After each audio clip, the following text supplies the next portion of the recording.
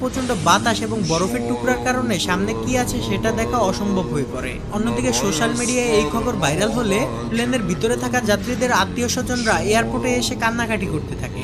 এদিকে প্লেনের মধ্যে থাকা যাত্রীরা তাদের ধৈর্য হারিয়ে ফেলেছে। তাদের মধ্যে একজন প্লেনের কি হয়েছে সেটা দেখার জন্য ককপিটের দিকে যেতে থাকে। এটা দেখে কেবিন ক্রুরা তাকে বাধা দিলে সে একজন এয়ার হোস্টেসকে খাবারের টলি দিয়ে আঘাত করে। তখনই সেখানে কেবিন ক্রুদের ম্যানেজার নান আসে আর বলে, আমরা সকলেই জানি তিব্বতে ছোট বড় কত হিমালয় রয়েছে, আর এখানে প্লেন নিচে নামানো ঝুঁকিপূর্ণ, এতে প্লেন ক্র্যাশ করতে পারে। যাই হোক না কেন আপনাদের পাইলট এবং আমাদের উপর ভরসা রাখতে হবে। এই সকল সিচুয়েশনের জন্য আমাদের সর্বোচ্চ ট্রেনিং দেওয়া হয়েছে, তাই আপনারা যদি এভাবে বিশৃঙ্খল করেন তাহলে আপনারা নিজেদের মৃত্যু নিজেরাই ডেকে আনবেন। নানের কথা শুনে যাত্রীরা কিছুটা শান্ত হলেও তারা প্রচন্ড ভয় পেতে থাকে। এদিকে ককপিটের মধ্যে লিয়াং যতটা সম্ভব লিউকে গরম রাখার চেষ্টা করে, আর লিউ জ্বরের মধ্যে দিয়ে সর্বোচ্চ চেষ্টা করে প্লেনটিকে সামনের দিকে এগিয়ে নিয়ে যেতে থাকে। অন্যদিকে লিউর স্ত্রী তাদের মেয়ের জন্মদিন পালনের জন্য খাবার তৈরি করছিল।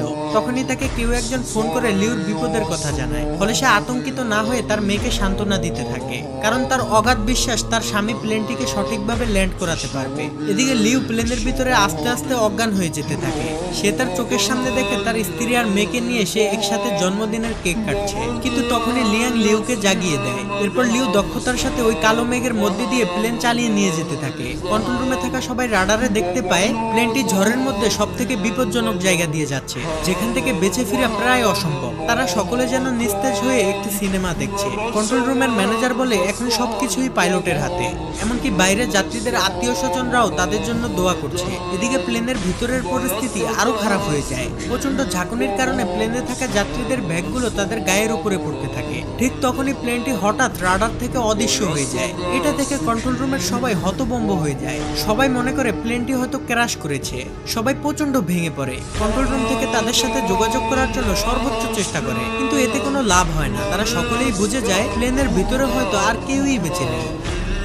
কিন্তু না, অলৌকিকভাবে যাত্রীরা তখনও জীবিত ছিল এবং প্লেনটিও চলছিল। ঝড়ের ভিতরে কিছু না দেখতে পেয়ে লিউ মনে করে প্লেন হয়তো পাহাড়ের সাথে ধাক্কা খাবে, তাই সে লিভার টেনে প্লেনটিকে আরো উঁচুতে নিয়ে যায়। এতে প্লেনের ভিতরের ঝাঁকুনি বেড়ে পরিস্থিতি আরো খারাপের দিকে যেতে থাকে।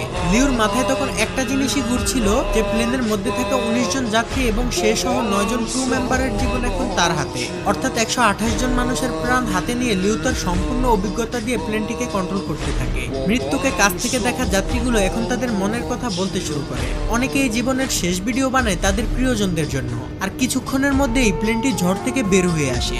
লিউর অনেক চেষ্টার পর পরিস্থিতি স্বাভাবিক হতে শুরু করে। এরপর ক্যাপ্টেন লিউ প্লেনটিকে অনেক নিচুতে নামিয়ে আনে, যেখানে পর্যাপ্ত পরিমাণ অক্সিজেন রয়েছে।